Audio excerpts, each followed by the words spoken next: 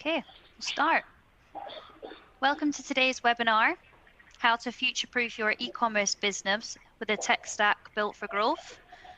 We're delighted today to be joined by Tom Armenante and Louise Broadhurst from GTSE and Matt Crawford from BigCommerce to discuss this very topic.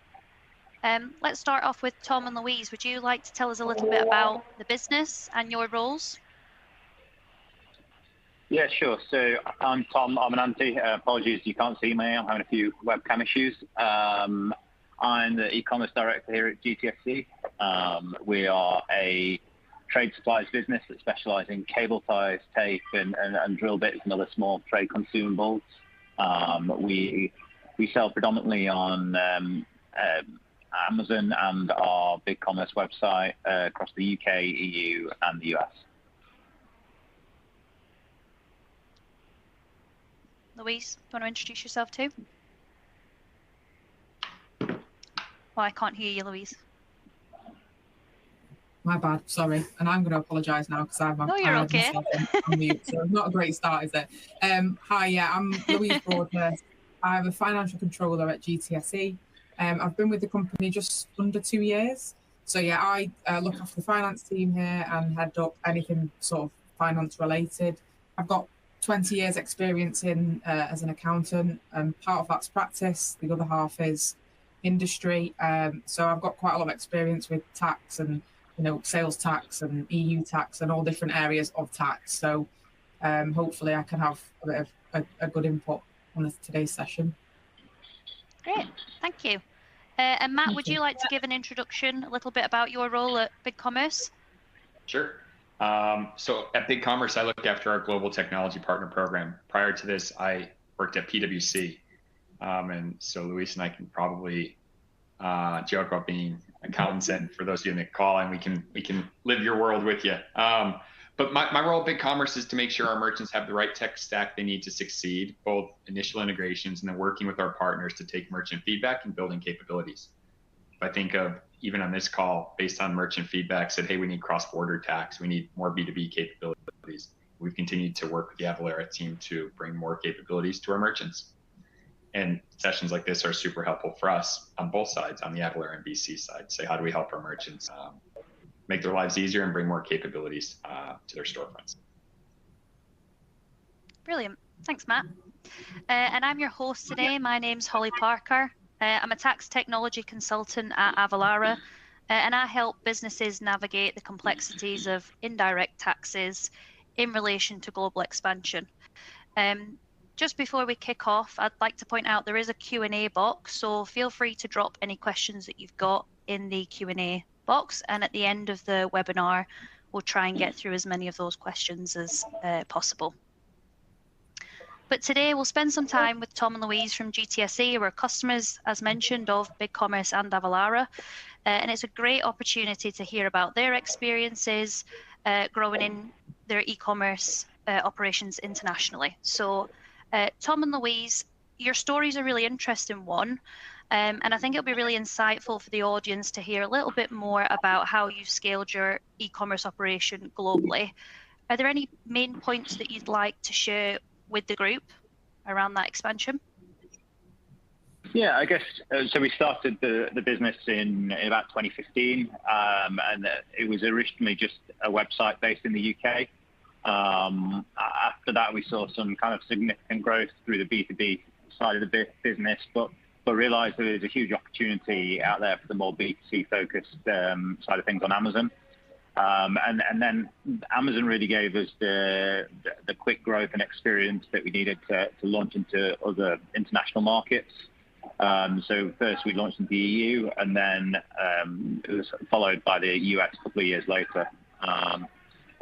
And then from the experience and the kind of the lessons we'd learned through that, we then launched the BigCommerce website in the US, and the web US business, which runs very differently from the Amazon business, but we've definitely taken lessons from the Amazon side of things and how the US customer base differs from the UK one in that journey that we went on, and sort of setting up there. And we'd also we'd done things like set up US 3PL, and that gave us really good a base of operations logistically to sort of branch out into the US.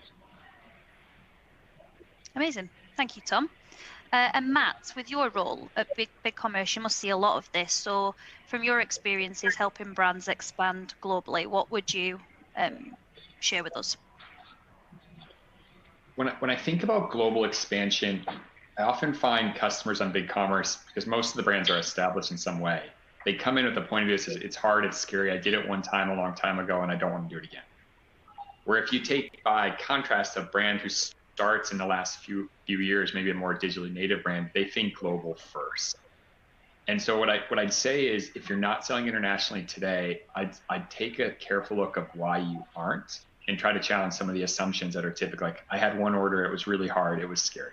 There's lots of tools and partners available for merchants to do so, whether it be as simple as setting up a second storefront, like Tom described, to sell into another region. Then you might do things like localize your storefront or localize prices.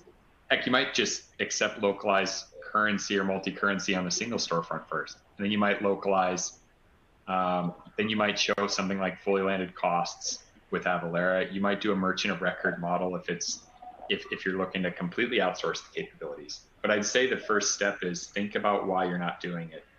Think about the opportunity outside your home country, and oftentimes it's wow, there's a bigger opportunity outside my home market than there is inside my home market. And obviously that depends on the business type.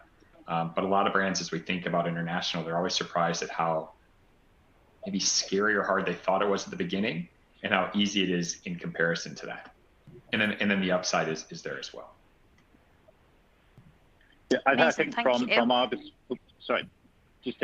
our perspective as well, launching with a platform like BigCommerce that gives you all the tools you need to launch internationally really helped the process as well. It was made incredibly easy for us from an e-commerce platform perspective to do so. Yeah, amazing. Thanks, Tom. I think, as you've both kind of mentioned, things can happen so quickly, and it's such a big opportunity to take advantage of. Having that kind of conversation at the beginning about what those possibilities are can be really advantageous, especially when it comes to the compliance side of things, because I'm sure, as we'll get onto later in the webinar, it's much easier to think about these things ahead of schedule before you trigger maybe thresholds in certain markets rather than after the fact. But yeah, great. Thank you all.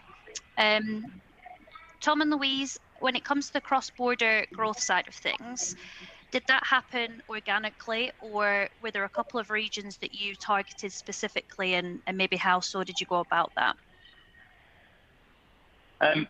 I think we kind of identify the bigger areas. Obviously, Germany in the EU is a big one for us, and just from an e-commerce sort of maturity perspective. And then obviously the US is just a whole new ball game in terms of size and scale compared to the UK. And we, as I said, we launched on Amazon first, which gave us some really valuable learnings, and things like certain niche elements of our product range we were able to cut through a lot easier, and so we were able to push those more organically a lot easier and get initial wins. And then the rest of it has been some heavily expensive advertising costs. Thanks, Tom. I think maybe a question for you, Louise, around using Avalara for the US sales tax compliance side of things.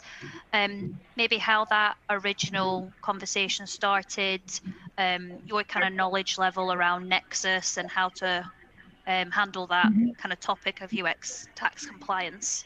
Be great to hear more about. Yeah, so I mean, how did Avalara come about? I've used Avalara for probably six years, previous roles as well. And so I have experience with Avalara, and from past experience, we didn't sort of do it in the right order. We ended up going over Nexus in so many states, and then we ended up having to go back, re-register, pay all these fines. So I've got quite a lot of experience in knowing what not to do. So I guess me coming into this role and knowing Avalara and knowing the portal, knowing Avatax, knowing how it manages, we were able to sort of build that in before we even launched the US sort of website, so that we were ready.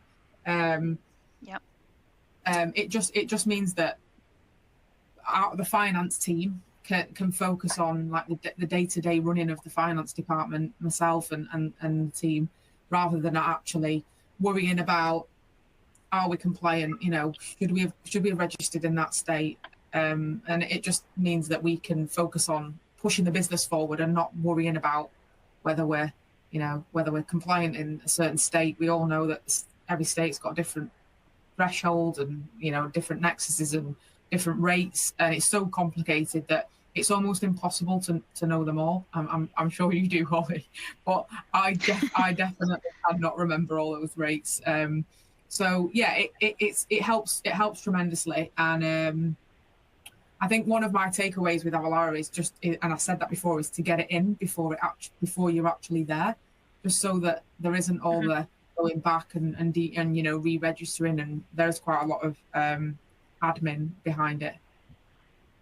Yeah, no, that's some great insights, and yeah, as we mentioned earlier, it's the sooner you can have that conversation, I suppose, the better. And then now that you've got the solution in place with Avalara, what would you say is kind of your touch points on a usage basis? Are you heavily involved? Have you got much in terms of tasks when it comes to your compliance?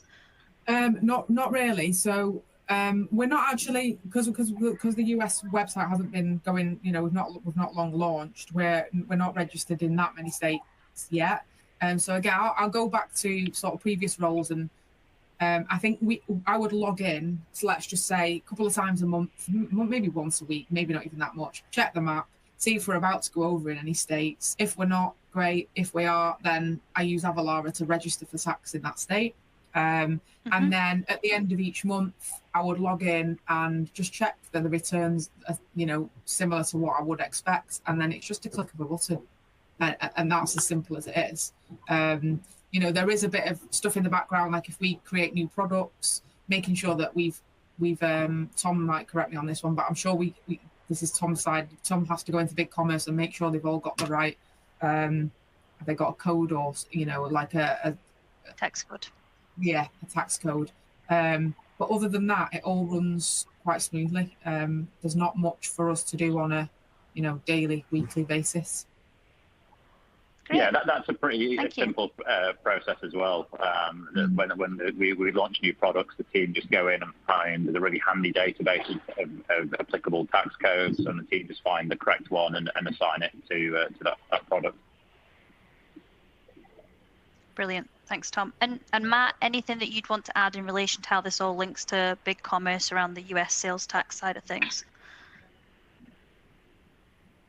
I'm going to look at it in two ways. I think one, if you're just getting started in the US, I think is where Louise talked about, right? There's a little bit of admin around where do you have Nexus, where don't you? I'd say most of my customers aren't doing as detailed as analysis as Louise is. Most of them are using their accountant to do that, or even using Avalara's Nexus study, where they're actually paying someone else to stay on top of that.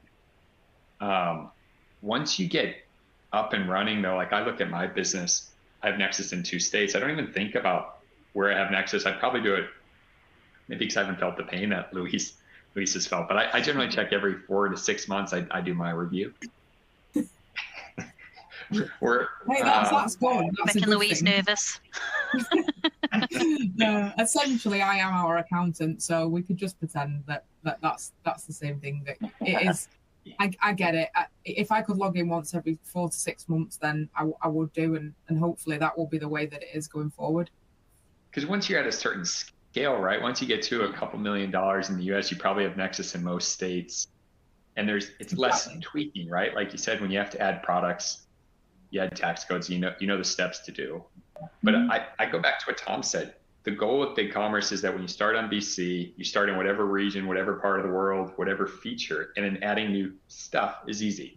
The integration, we continue to try to make simpler. But if we think of an order goes, the tax calc is made on the storefront.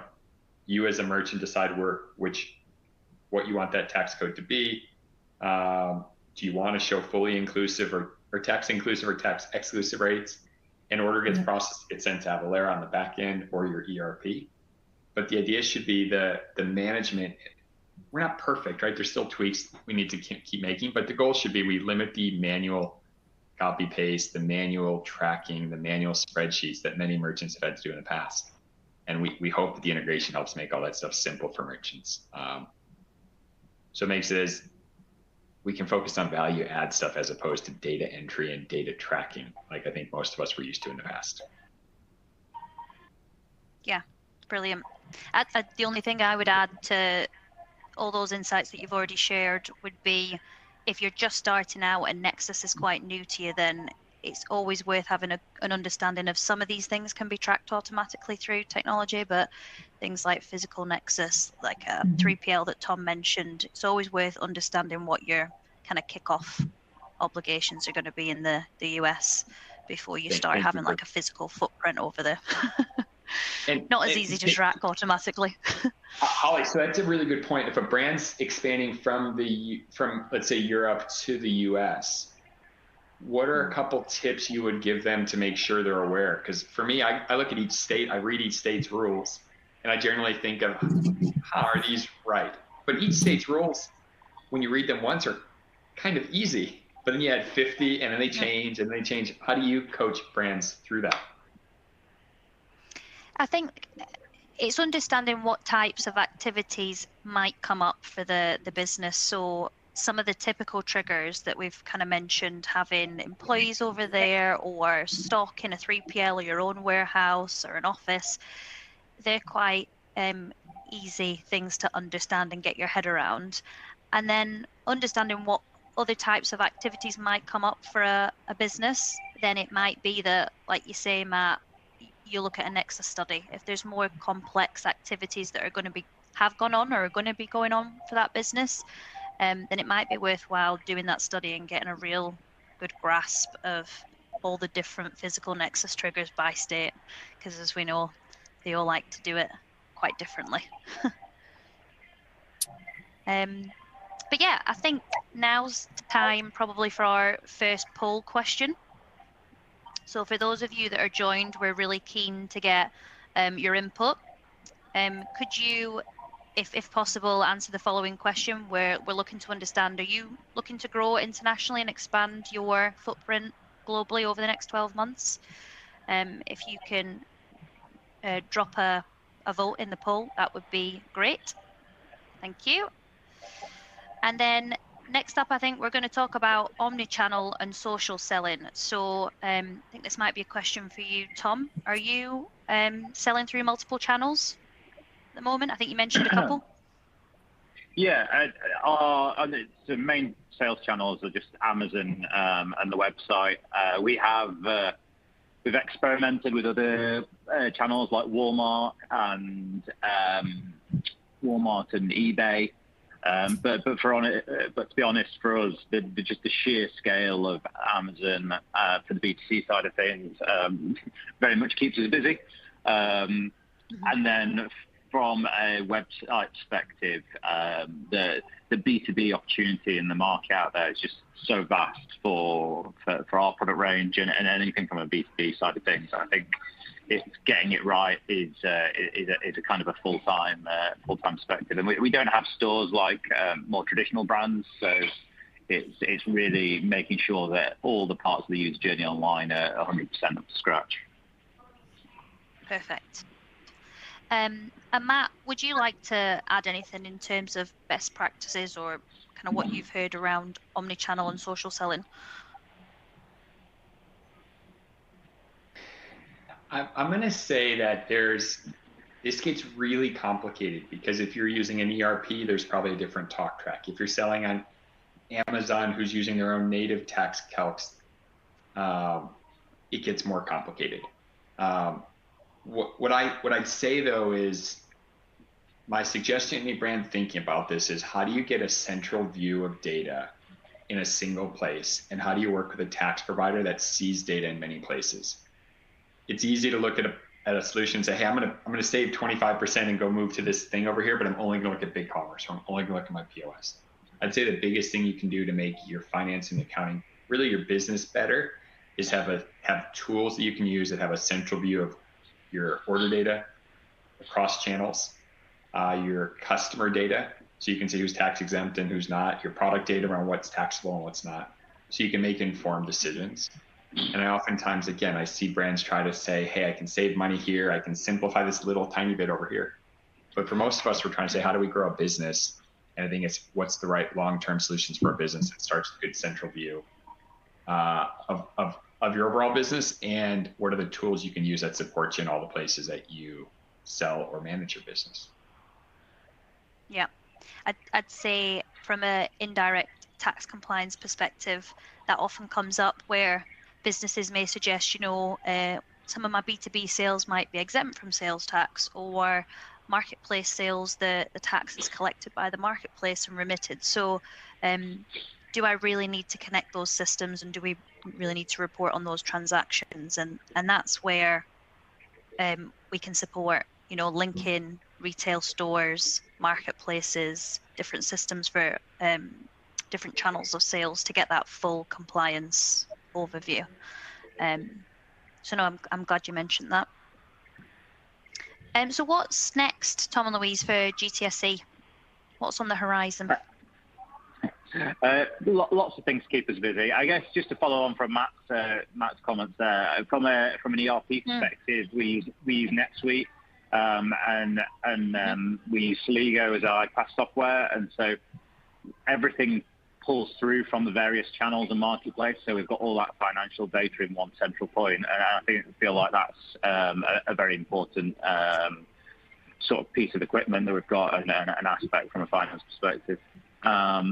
In terms of next steps for GTSE, the opportunity, we've not even scratched the opportunity in the US yet. I think just growing the team out there and trying to get GTSEgroup.com sort of up and running to a much higher level is a big goal for the business, because it's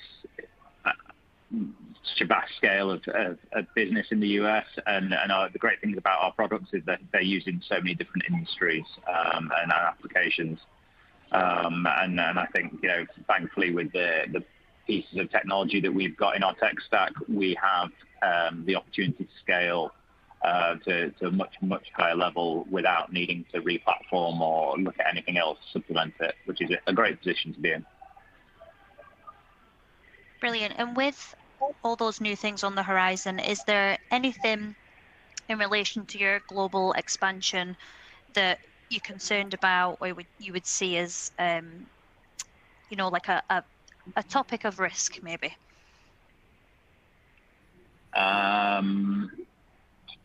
Very good question. I guess the more of an operational challenge, the bigger we get. There's a lot of stock moving around, and then everything just gets a little bit more complicated. Not necessarily that from a finance perspective, but just making sure all the 3PLs that we're using, because we've got a 3PL in Germany as well, and one in the UK, and so everything, the bigger the project gets, the more moving pieces of the puzzle there are. I don't know if Louise, you can add on a more finance perspective on that. I guess, and it's a similar thing from my perspective. The bigger we get, the more things are more difficult to manage. Tax gets more complicated. We've touched on this. Tax in the US is an absolute minefield, whether you've got employees. So for example, we don't have any employees. We're soon to have an employee over in the US. That will throw a spanner in the works. Just making sure that we're on top of all this, and we've got quite a lot of experience in this sort of field. So it's just making sure we're one step ahead, which is always what I say. Just make sure that you're one step ahead and don't leave it too late. Yeah, perfect. Thank you. I think we've got another poll question coming up. So if you could give us some insights into, are you currently experiencing any challenges when it comes to selling cross-border? Be great to get your insights on that. And then lastly, we're going to look at some of the questions from the Q&A before we kind of take the key takeaways away. So I think we've got a couple of questions for each of us. So I think this one's for you, Matt. For brands hesitating to switch from legacy systems, how can a brand rebuild or migrate their tech stack in a way that minimizes disruption? So for brands looking, I think it's fun if I think of the brands that come to BigCommerce. There's the simple ones that are just trying to pull out they're on XYZ platform coming to BC. I see less and less though. I see more brands saying, how do I digitize? How do I change my business? How do I use BigCommerce as part of the catalyst for overall change? What I think the tip I'd say to a brand is how do you look at you kind of heard this across all my points so far, is how do you think about what you're going to be doing in 2, 3, 4, 5 years? And how do you pick a solution that you think is best for you? I liked Tom's story earlier where he said we started in Amazon, then we added the UK, then we added the US. It was almost, at this point you look at, you're like, that's such a logical decision. I bet when Tom was going through it, it wasn't as simple as clean. But I bet he said, how do I start something simple that I can get my arms around, that the organization around me can support, and launch one? And he probably had some foresight, said, I know what I kind of want to do. I'm going to pick a tool that helps me get there.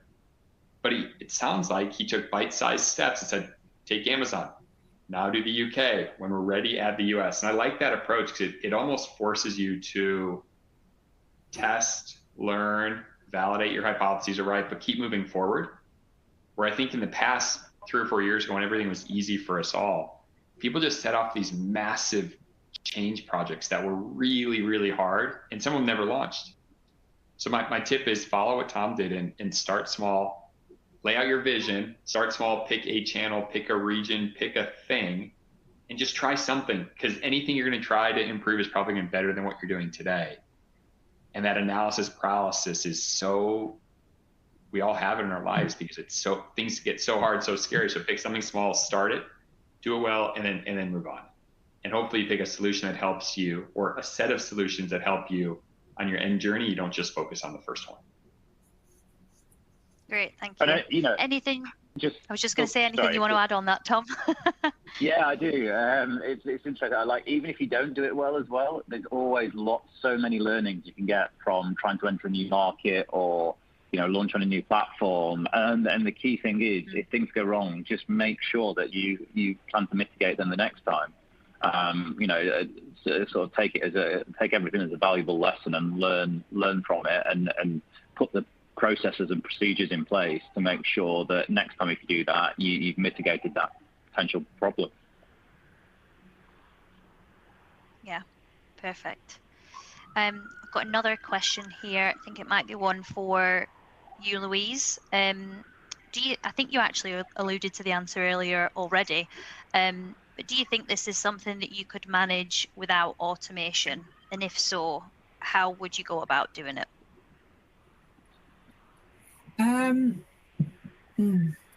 I guess when we say automation, I think I'm presuming they mean without a sort of portal, and it's just done manually. I assume they mean without a technology partner like you have in place just now, Avalara, for your ongoing compliance. I've never done it manually. I'm not going to lie. I wouldn't like to try, just because. I wouldn't. I mean, I'm a great fan of Excel, but it's not just it's every state has got a different nexus. Every state has got a different rate. Every state has got a different rules. Some might have tax on shipping. Some might not have tax on shipping. There's so many sort of spanners to throw in that it's not even a fact of, you could be as organized. I'm quite an organizer. I like to think I'm quite organized anyway. You can be as organized as you like, but you can miss some of these things because there's so many different things that we've got to keep up with. Every state's got, some states might be monthly filings, some states might be quarterly, some are annually. I wouldn't like to try and do it. I wouldn't like to try and do it manually. I really wouldn't. Yeah. I think if you did, it'd probably be obviously depending on how large you are, but it could be someone's full-time job.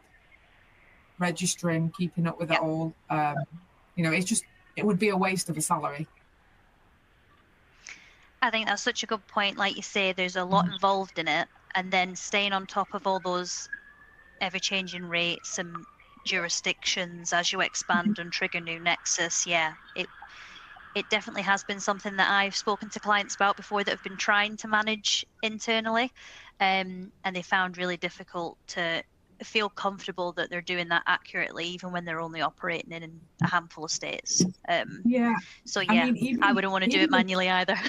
Yeah, even the registering's quite painful, like getting the user ID and getting the logins for them all. That in itself, and you can't really automate that. You can to an extent, but still, you've got to make sure you've received the logins and this, that, and the other. And there is quite a bit of back into within the states. Even that's enough on its own. Never mind then the compliance afterwards.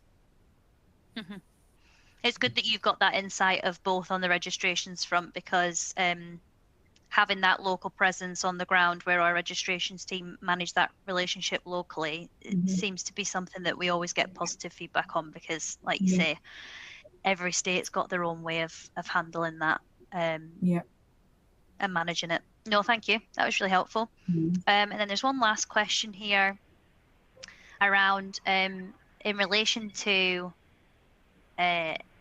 Avalara's software and BigCommerce. Can we support businesses to calculate taxes outside of the US, as well as the US that we've touched on heavily in this call? And I would say from a Avalara perspective, we support tax determination and landed cost calculation, as Matt mentioned earlier, in around 198 countries. So we've focused heavily on the US, but when you're expanding into other markets, then it's thinking about the technology provider that's going to be able to support you with the scalable side of your operation as you expand into other markets. And I suppose I'll give you the opportunity, Matt, too, to comment on that if there's anything you'd want to add. This one may or may not be relevant to y'all, but for brands that have, because if we think of the UK, taxes are generally much simpler, and many brands struggle from a cost perspective. Say, hey, do I want to pay Avalara just for the UK? But they need Avalara in the US, like Louise said, or that's one use case. There's capabilities in BigCommerce now that we released based on merchant feedback that says you can use Avalara in a single region, but not across the globe. So if you have considered this point in the past and wanted Avalara for part of your store, but not all, that's now available to y'all. That's called a regional tax setting. You can reach out to us and we can help you do that if needed. But the idea would be we're giving merchants more configurability about where or what types of orders they want to use a tax provider versus where they don't. Yeah, I think that's super relevant, because that comes up in conversations regularly. If there are simple markets that you're operating in that you can manage in-house, at least you've got that flexibility to make the decision. So great, thank you, Matt. We've got one last poll question, I believe. Yep, there we go.